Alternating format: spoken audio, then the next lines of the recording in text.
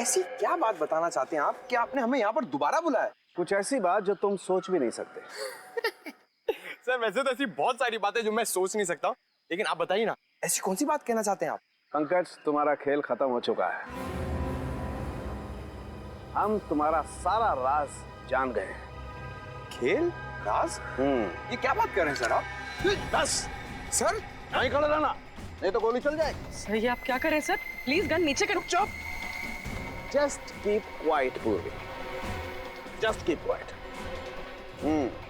अब देखो पंकज, मैं तुम्हारे पेट पर गोली मारता हूं तो एक गोली तुम्हारे शरीर को चीरती हुई पेड़ पर ठीक वहीं जाकर के लगेगी जहां पर वो खून लगा हुआ है।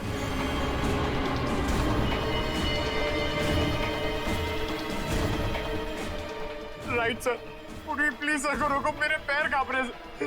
सर ये क्या मजाक? बिल्कुल चुप। पंकज, जमीन पे लेट जाओ। लेट जाओ, नहीं तो गोली मारूंगा। एक मिनट सर, लेट आओ। गुड। अब देखो पूर्वी, अब अगर मैं पंकज के पेट पे यहां से गोली मारूं तो गोली इसके शरीर को चीरती हुई कहां जाएगी? जमीन में जाएगी सर। एग्जैक्टली। रुक जाओ सालों के, मैं तो गोली चला दूंगा मैं। ये गन रख ले बस। सर मैंने ऐसा क्या किया सर कि आप मेरी जान लेना चाहते थे? मैं तुम्हारी जान लेना नहीं चाहता पंकज, बल्कि मैं आप लोगों की मदद कर रहा हूं बॉस, इस केस को सुलझाने में। पंकज पर गोली चला के? हाँ? गोली मारी तो नहीं ना बॉस? उस दिन हम लोगों को गोली शायद इसलिए नहीं मिली क्योंकि हम लोग सोच रहे थे खूनी ने वैष्णवी पर जब वो खड़ी थी तब गोली चलाई, जबकि हकीकत ये है कि खूनी ने वैष्णवी की लाश पर गोली चलाई जब वो पड़ी हुई थी यहाँ जमीन पर। क्या उसकी लाश पे गोली चलाई उसने? सब फिर तो शायद गोली जमीन के नीचे होगी। बिल्कुल हो सकता है, खोद कर देखो।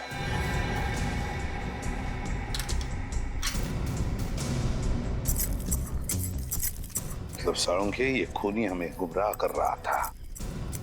उसने गोली चलाई जिंदा वैष्णवी पर नहीं, वैष्णवी की लाश पर, और फिर उसके बाद में उसने उस पेड़ पर खून लगा दिया ताकि हमें लगे कि उसने जिंदा वैष्णवी पर गोली चलाई। सर गोली मिल गई। गोली मिल गई तो समझो खूनी भी मिल गया। वेरी गुड, फिर तो मिठाई खिलाओ यार। साळुंखे, पहली मिठाई तुझे खिलाऊंगा क्योंकि खूनी तेरा दोस्त धनंजय है। धनंजय। क्या बात कर रहे हो यार तुम? हाँ धनंजय, क्योंकि ये गोली उसी गन की है जो गन हमें धनंजय के घर में मिली थी, समझे? धनंजय की गन? लेकिन तुम धनंजय के घर कब गए? जब तुम धनंजय के साथ कॉफी शॉप में कॉफी पी रहे थे तब। रद्दिमान, तुम मेरे दोस्त पर शक कर और तुमने मुझे इस बारे में बताया क्यों नहीं? जरूरी नहीं समझा। चलिए सर, धनंजय को गिरफ्तार कर लेते हैं। हाँ, धनंजय को तो कभी भी अरेस्ट कर सकते हैं, लेकिन ये बात किसी को भी पता नहीं चलनी चाहिए। याद रखना साळुंखे।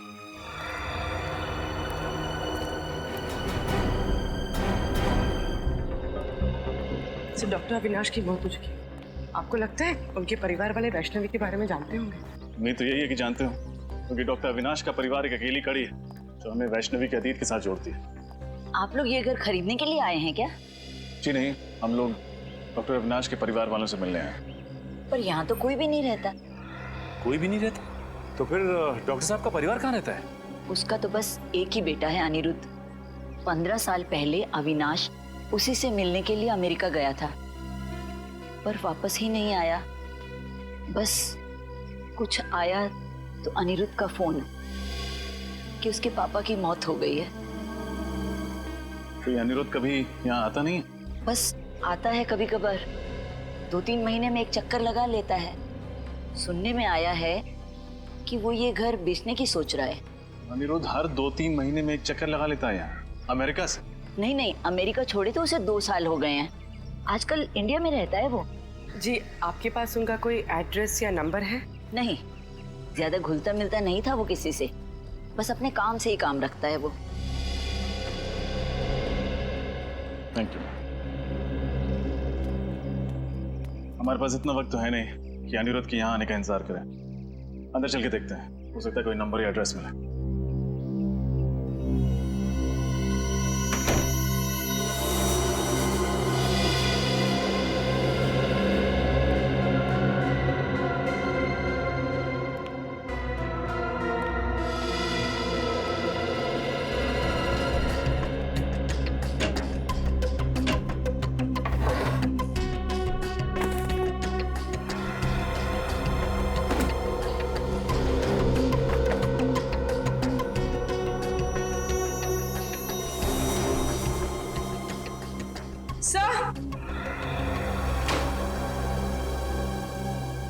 सर ये देखिए, मिस्टर अविनाश का पासपोर्ट।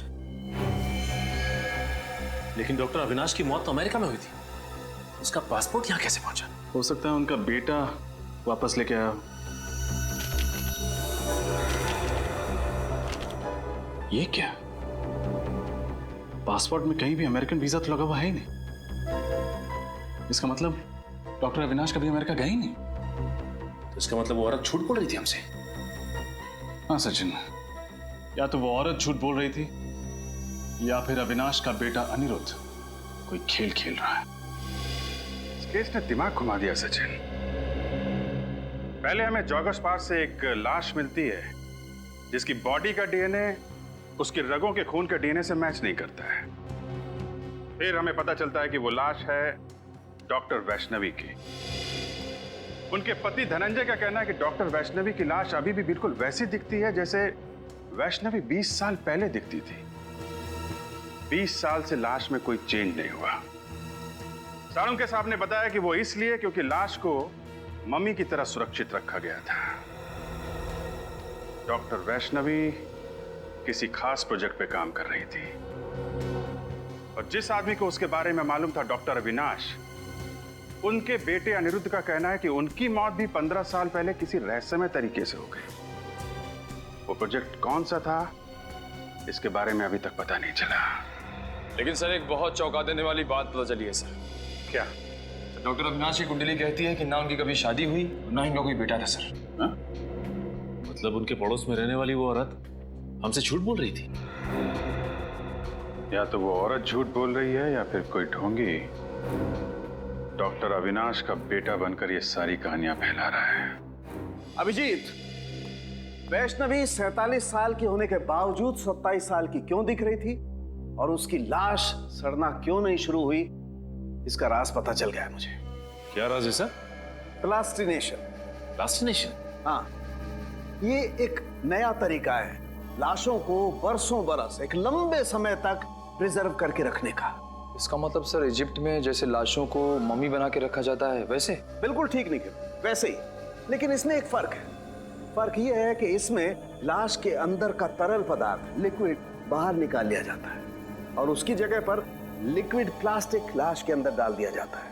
और जब वो लिक्विड प्लास्टिक ठोस हो जाता है, जम जाता है, तो फिर लाश वैसी की वैसी रहती है, उसमें जरा भी फर्क नहीं पड़ता है। हाँ, मैंने भी किसी साइंस जर्नल में इस तकनीक के बारे में पढ़ा था सर। लेकिन जहां तक मेरा अंदाजा है, इसमें लाश की खाल निकाल ली जाती है ना। लेकिन वैष्णवी की खाल तो ज्यों की त्यों है। यही वो वजह है जिसके कारण हम इस केस में गोल गोल घूम रहे थे। दरअसल वैष्णवी ने एक ऐसा फार्मूला इजाद कर लिया था जिसकी वजह से लाश की चमड़ी बिल्कुल भी नहीं बदलती है, वैसी की वैसी बनी रहती है, हमेशा जवान। और सर क्या ये मुमकिन हो सकता है? हाँ, बिल्कुल मुमकिन है। साइंस में नामुमकिन कुछ भी नहीं होता है और ये वैष्णवी ने करके दिखा दिया। वैष्णवी ने एक ऐसे फार्मूले का आविष्कार किया जिसमें इंसान की चमड़ी में नए पैदा होने वाले सेल्स की संख्या मरने वाले सेल्स से ज्यादा होती है और इसीलिए इंसान की चमड़ी हमेशा वैसी की वैसी बनी रहती है।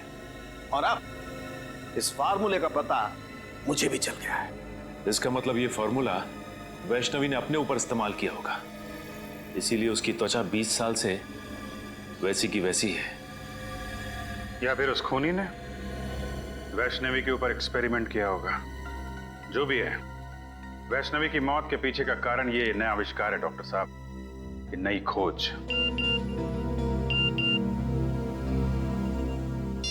प्लीज सर जल्दी आइए, मैं खतरे में हूँ। तारिका, तारिका खतरे में। Come on.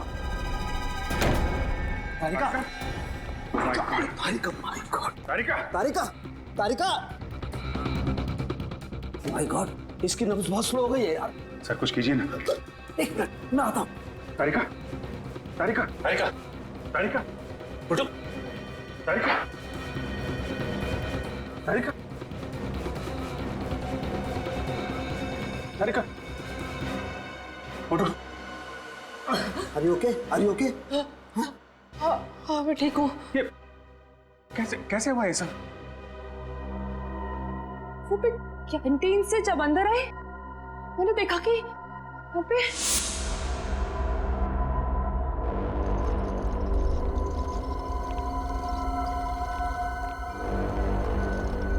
अरे कौन हो तुम लोग और लाश को कहाँ लेके जा रहे हैं?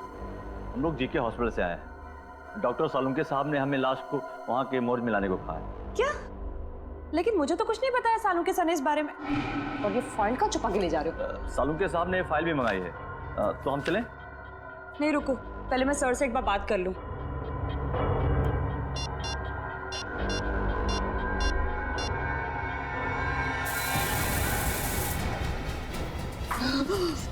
जब भी बात करना जब होश में आ जाना। Good night.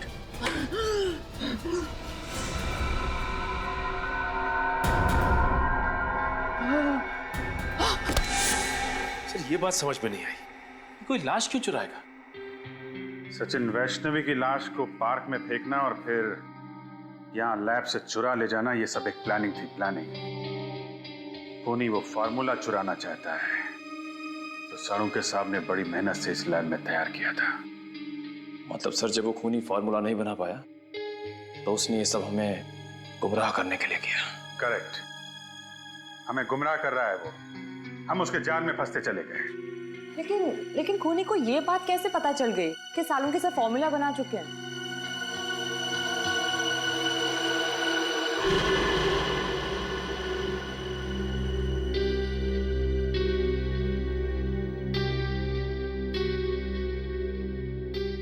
सालुंके साहब, कहीं आपने तो किसी को? आई एम सॉरी अभिजीत, लेकिन मैंने वो फार्मूला धनंजय को बताया था, लेकिन वो ऐसा आदमी है नहीं। केस की इंपॉर्टेंट डिटेल्स आप बाहर वालों के साथ शेयर कर रहे हैं। इतनी बड़ी भूल आप कर कैसे सकते हैं सालुंके साहब? मुझसे गलती हो गई, आई नो, मैं मानता हूं, लेकिन धनंजय मेरा दोस्त है यार। दोस्त खूनी नहीं हो सकता? धनंजय खूनी? हाँ, या तो धनंजय खूनी है या फिर उसका कोई साथी। सचिन, इन चोरों का स्केच बनवाओ और सारे खबरों को इन्फॉर्म कर दो।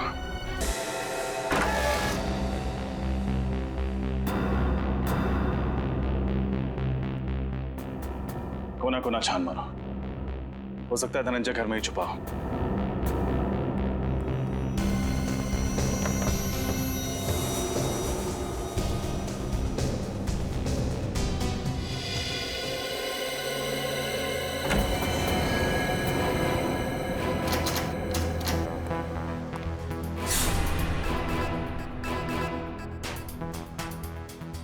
रजत, मेरी बात पे यकीन करो यार।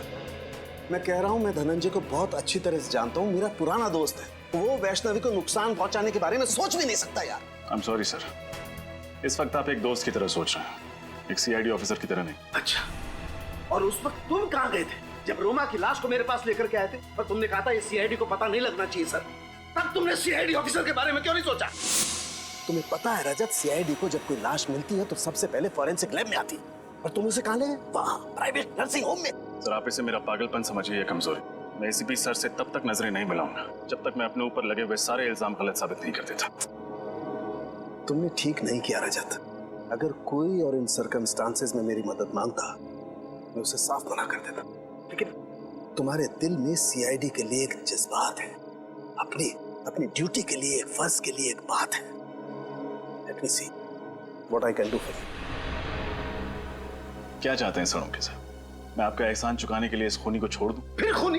ये खूनी खूनी की क्या रट लगा रखी है तुमने रजत? एक बार प्रूव हो जाने दो कि धनंजय खूनी है, फिर चढ़ा देना उसे सूली पर, चढ़ा देना तुम। सर वो खूनी है कि नहीं ये तो तभी साबित होगा जब वो हमारे हाथ लगेगा।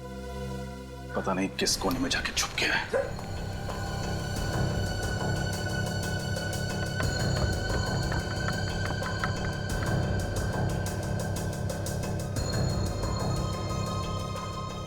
हाँ सचिन, कुछ मिला क्या? हाँ सर, ये देखिए चाय का मग और उल्टी रखी किताब। इसका मतलब कुछ देर पहले यहाँ बैठकर कोई किताब पढ़ रहा था। कोई और नहीं सचिन, जरूर धनंजय ही होगा। किसी ने उन्हें खबर कर दी होगी कि हम आने वाले हैं। बस भाग गया। क्या हुआ? तुम मेरी तरफ इस तरह से घूर के क्यों देख रहे हो? हाँ? क्या मतलब क्या तुम्हारा? साथ में थाना में तुम्हारे?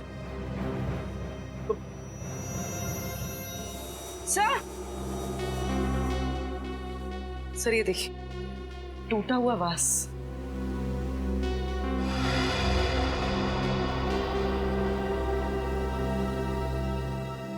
सर इस पे तो खून भी लगा हुआ है, देखिए।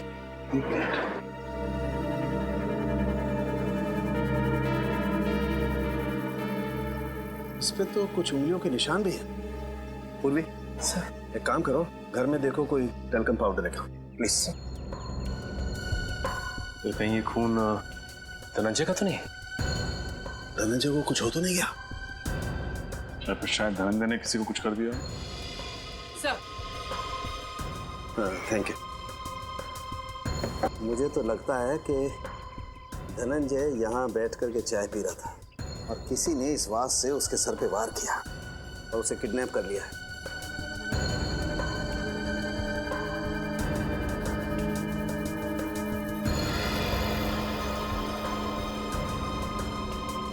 अब इस फिंगरप्रिंट का फोटो ले लेते हैं। अब पुलिस रिकॉर्ड में मैच करके देखते हैं, पता चल जाएगा आखिर ये है कौन।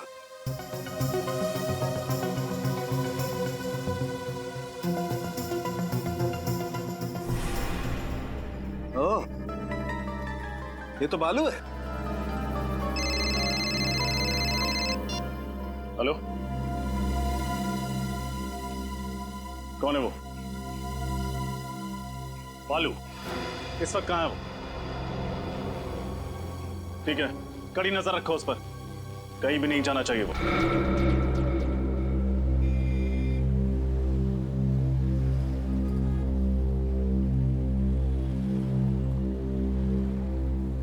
चलो भाई, तुम जाओ।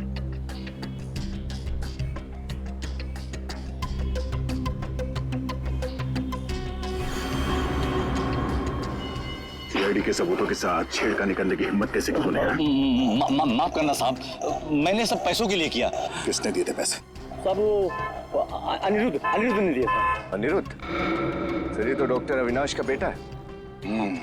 और वही कर रहा है ये सब। पहले अपने पिताजी के अमेरिका जाने की झूठी कहानी सुनाई और अब इनसे गैर कानूनी काम करवा रहा है। ठिकाना कहाँ है उस अनिरुद्ध का?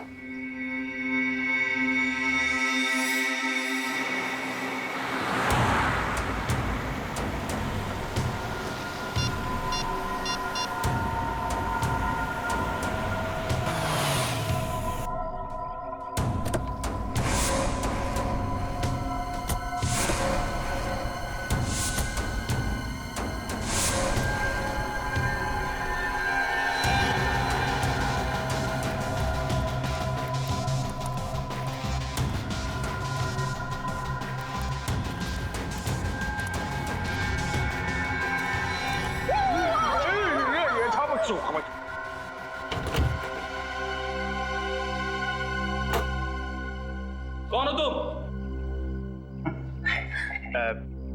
तो फरमा रहे बर्फा।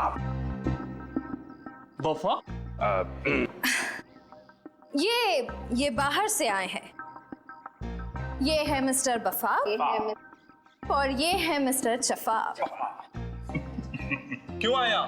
महफूज की तरह जरफान होना चाहता हूँ। मूछ की तरह जवान होना चाहते हैं।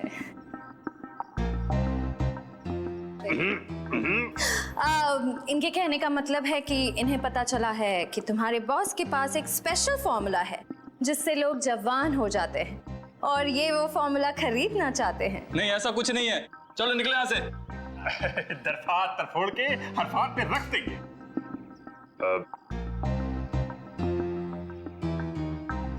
देखो, इन्हें बहुत गुस्सा आ रहा है। ये बहुत बड़े साइंटिस्ट हैं, बहुत पैसा भी है इनके पास। अपने बॉस से मिलवा दो, बहुत फायदा हो जाएगा। यहीं रुको, मैं बॉस से बात करता हूँ।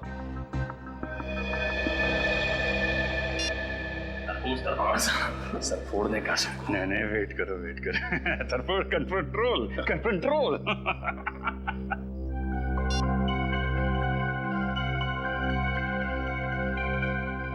हथियार तो नहीं है ना पास में?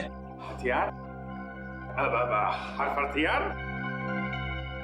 हर्फ हमको हर्फ हथियार की जरूरत नरफी। हर्फ हमारा हरफात, हर्फ हथियार। अरे चले? चलो। Let's go.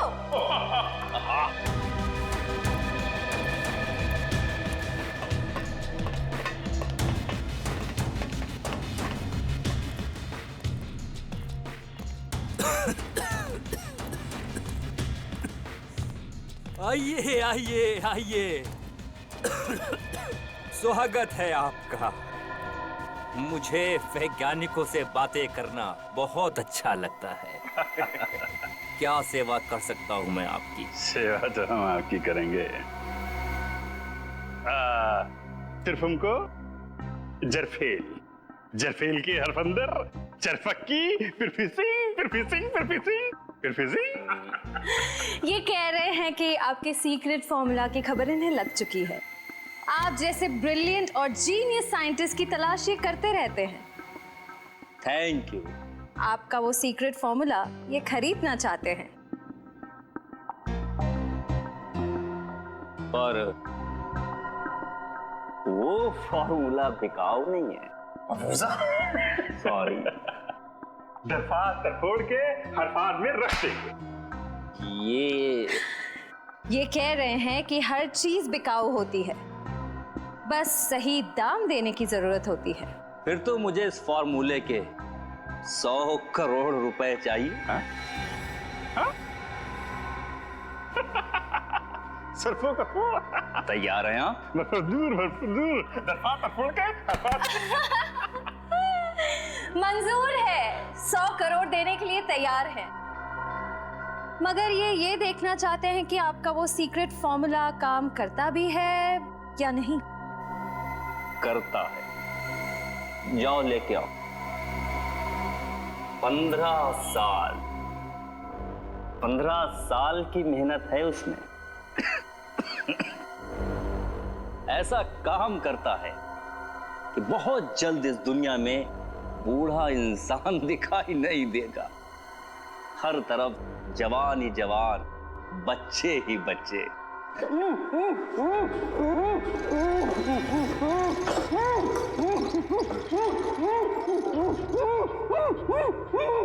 देखिए कैसे मैं इस 55 साल के आदमी को अपने सॉल्यूशन की मदद से 25 साल का नौजवान बना दूंगा। दरफात तरफोड़ दो। ये पूछ रहे हैं आप ये सब करेंगे कैसे? विज्ञान। जैसे जैसे इंसान की उम्र बढ़ती जाती है, उसके शरीर के सेल्स की मरने की संख्या नए पैदा होने वाले सेल्स से कहीं अधिक ज्यादा हो जाती है, जबकि हमारे बचपन में या जवानी में ऐसा नहीं होता। अब देखिए, इस सॉल्यूशन की मदद से मैं इसकी खाल को फिर से जवान कर दूंगा, क्योंकि नए पैदा होने वाले सेल्स की संख्या मरने की संख्या से कहीं अधिक ज्यादा हो जाएंगे।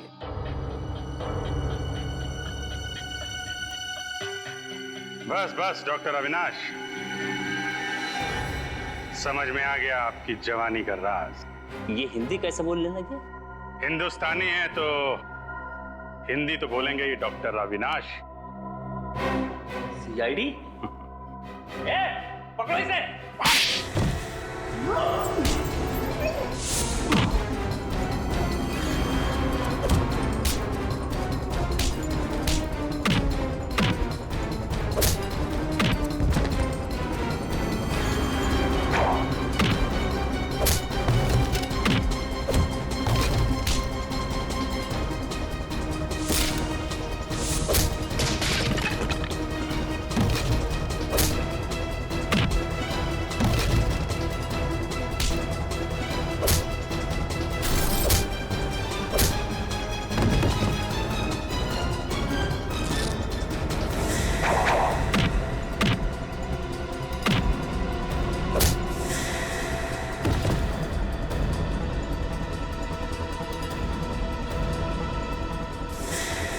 बुढ़ापे में इतनी भागदौड़ अच्छी नहीं है अविनाश जी।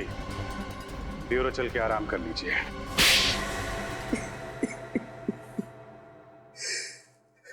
वैष्णवी के रिसर्च के बारे में सिर्फ मैं ही जानता था। ये रिसर्च उसके लिए इतनी अहम थी कि उसने डॉक्टर धनंजय को भी उसके बारे में नहीं बताया था।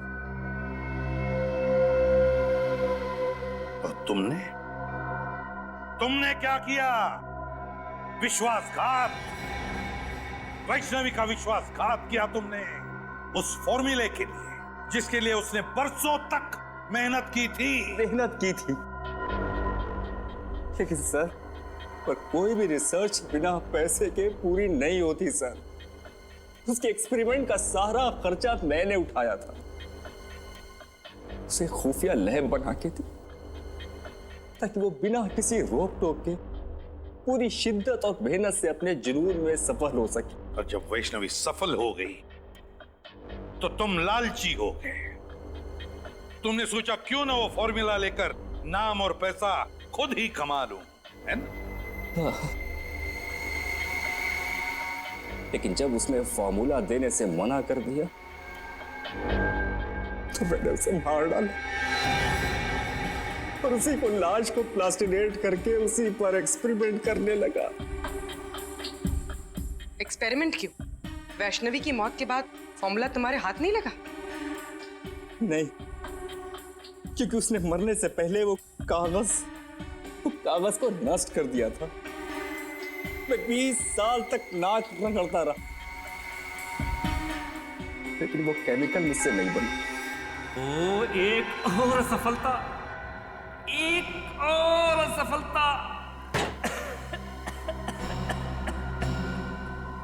न जाने कितनी बार मुझे फेल होना पड़ेगा अपने इस एक्सपेरिमेंट में। हमें गुमराह करने के लिए तुमने वैष्णवी की लाश को पार्क में फेंक दिया। तुम जानते थे कि सीआईडी वाले आज नहीं तो कल उस केमिकल के बारे में जरूर पता लगा लेंगे और मौका मिलते तुम उसे चुरा लोगे, हैं? हाँ, और मेरा प्लान कामयाब भी हो गया था। लेकिन उस केमिकल को बेचने से पहले आप लोग मुझ तक पहुंच गए। बड़े बड़े मुजरिमों के पापी इरादों पर पानी फिरा है सीआईडी ने, समझे? अब जेल में सड़ते बैठना, अपनी नकली जवानी के दिन काटते फांसी का ऑर्डर आने तक।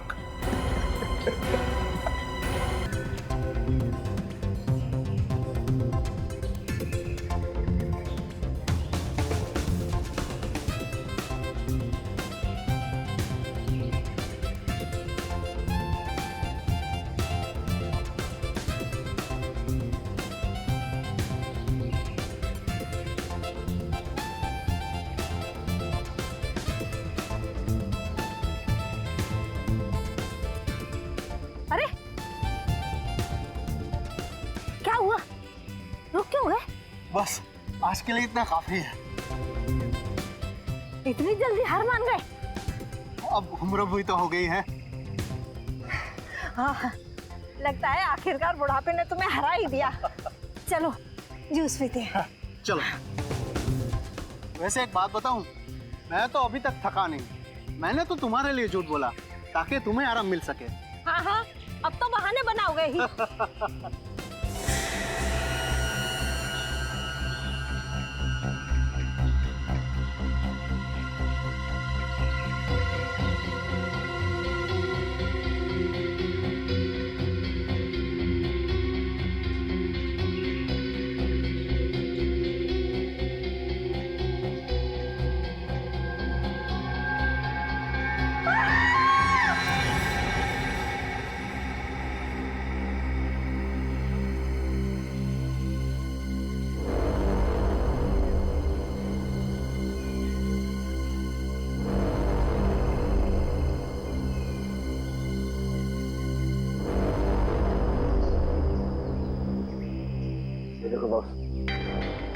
इस लड़की के कपड़ों पर ये गन पाउडर लगा हुआ है।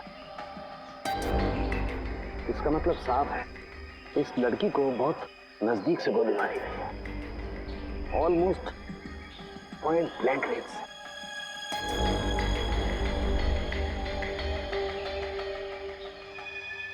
सारुंखे, यार एक बात अजीब है, जख्म के पास खून जमा क्यों नहीं? क्लॉटिंग क्यों नहीं हुआ खून का? यही बात मैं भी सोच रहा हूँ, ब्लड क्लॉटिंग क्यों नहीं है? Blood clotting sir? हाँ पंकज, ब्लड क्लॉटिंग। जब भी इंसान के शरीर में कहीं चोट लगती है तो दिमाग सिग्नल भेजता है चोट को ठीक करने के लिए, और इसलिए वो हिस्सा जहाँ पर चोट लगी है काला पड़ने लगता है, क्योंकि वहाँ पर खून जमा होने लगता है। इसी को ब्लड क्लॉटिंग कहते हैं। लेकिन यहाँ पर ब्लड क्लॉटिंग का कोई निशान क्यों नहीं है? पर सर, एक मरे हुए इंसान का दिमाग सिग्नल कैसे भेज सकता है? भेज सकता है पंकज, जरूर भेज सकता है, क्योंकि मरने के बाद भी कुछ देर तक इंसान का दिमाग जिंदा रहता है। वो पूरी कोशिश करता है चोट को ठीक करने की। थैंक यू सर, मुझे तो पता ही नहीं था। सर, हो सकता है इस लड़की को कोई बीमारी हो, इसी वजह से ब्लड क्लॉटिंग नहीं हुई। हाँ, हो सकता है पूरी, हो सकता है ये डायबिटीज या हीमोफीलिया की बीमारी, ऑटोप्सी के बाद पता लगेगा। पूर्वी, पलटाओ इसे।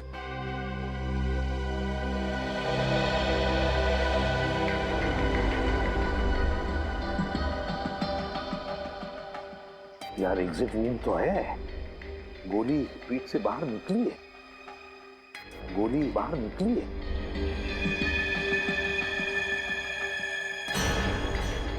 पूर्वी, पंकज, देखो वहां पर खून की चीटें हैं, देखो जरा अच्छी तरह से, गोली फंसी हुई है क्या? सर,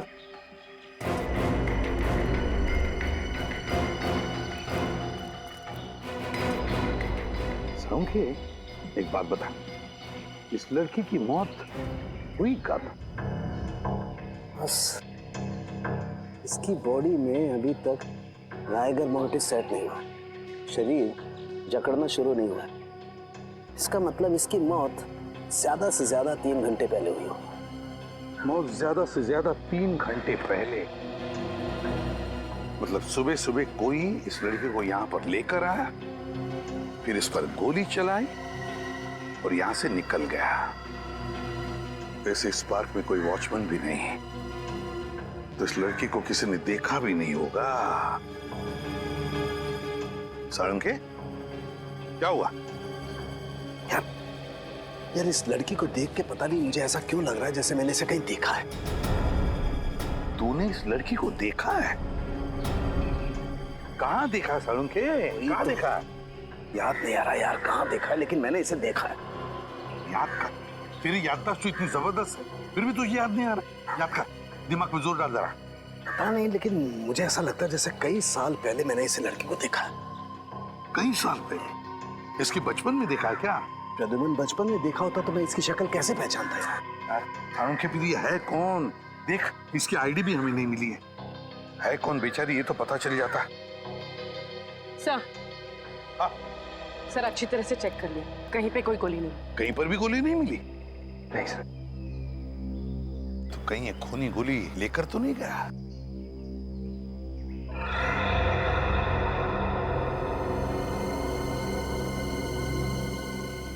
पूर्वी, वो देखो,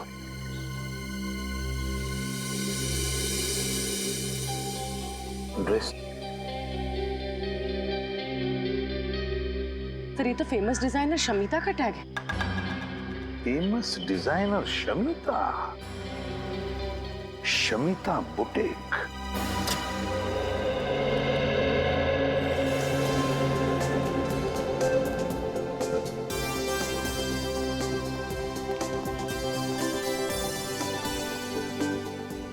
वेलकम टू शमिता's बुटीक।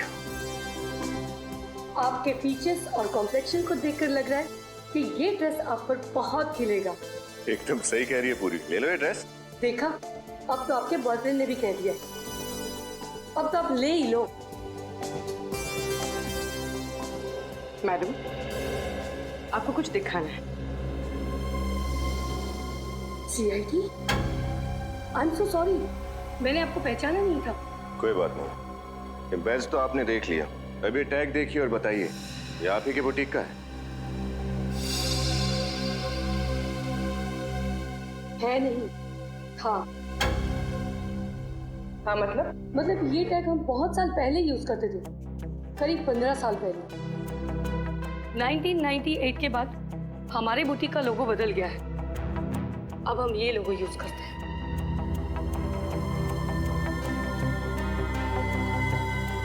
पंद्रह साल पुराना लोगो? मतलब उस लड़की ने इतने पुराने कपड़े पहने थे? पर वो कपड़े देखने में तो एकदम नए लग रहे थे। आप लोग किस लड़की के बारे में बात कर रहे हैं? इसके बारे में। ओह माय गॉड, क्या हुआ इसे? इस लड़की की मौत हो चुकी है। क्या आपने पहले कभी इसे देखा? जी नहीं। अब ये कैसे पता चलेगा कि ये लड़की है कौन? ये तुम क्या कह रही हो तारिक? तुमने ठीक तरह से टेस्ट किया? आज तो 3 बार चेक कर चुकी हूँ, हर बार वही रिजल्ट आ रहा है। This is impossible. कैसे हो सकता है ये? अरे क्यों नहीं हो सकता? जब डॉक्टर तारिका कह रही है तो बिल्कुल हो सकता है। वैसे सर ये बहस किस बात पे हो रही थी? सचिन, दरअसल वो... अरे तारिका जी इनसे क्यों डर रही है?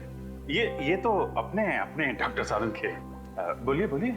अभिजीत, इस लड़की के रगों में जो खून है वो इस लड़की का है ही नहीं। ये क्या कह रहे हैं? इस लड़की का खून इसका नहीं है तो फिर किसका है? वो तो पता नहीं, लेकिन इस लड़की का तो 100% नहीं है, क्योंकि इसके खून का डीएनए और लड़की का डीएनए अलग है। अगर ये खून इस लड़की का है ही नहीं तो इसकी रगों में आया कहां से खून? हाँ, अच्छा, जो लड़की के कपड़ों के ऊपर खून मिला और पेट पे वो खून, वो किसका है? वो खून है तो एक ही इंसान का, पता नहीं किसका है, लेकिन इस लड़की का तो बिल्कुल नहीं है। सर कहीं वो खून उसी खूनी का तो नहीं? शायद वो भी घायल हो गया हो। खूनी का होता तो लड़की के कपड़ों पे ही होता ना, इसके शरीर के अंदर कहां से घुस गया? ये कुछ और ही चक्कर है। एक और बात, इस लड़की को गौर से देखो। इसे लैब में आए हुए लगभग 5 घंटे हो गए और उससे 3-4 घंटे पहले इसकी मौत हुई है। तो तकरीबन 8 से 9 घंटे पहले इस लड़की की मौत हुई है। लेकिन ये देखो, इसकी चमड़ी देखो, जरा भी नहीं बदली है, कोई फर्क नहीं पड़ा है। और देखो, ये इस लड़की का हाथ देखो, देख रहे हो, जरा भी रायगर मोटिस सेट नहीं हुआ है, बॉडी जरा भी नहीं जकड़ी है। और इसकी वजह अभी तक ढूंढ नहीं पाया हूं अभिजीत, लेकिन थोड़ा वक्त हो, मैं जरूर ढूंढ निकालूंगा कि आखिर इस सब की वजह क्या है। अच्छा डॉक्टर साहब, आप कह रहे थे कि इस लड़की को आप कुछ पहचानते हैं? हाँ। कुछ याद आया कौन है लड़की? नहीं यार, बहुत दिमाग लड़ाया लेकिन याद नहीं आ रहा है आखिर ये लड़की है कौन। कोई बात नहीं, कोई तो जानता होगा इसे।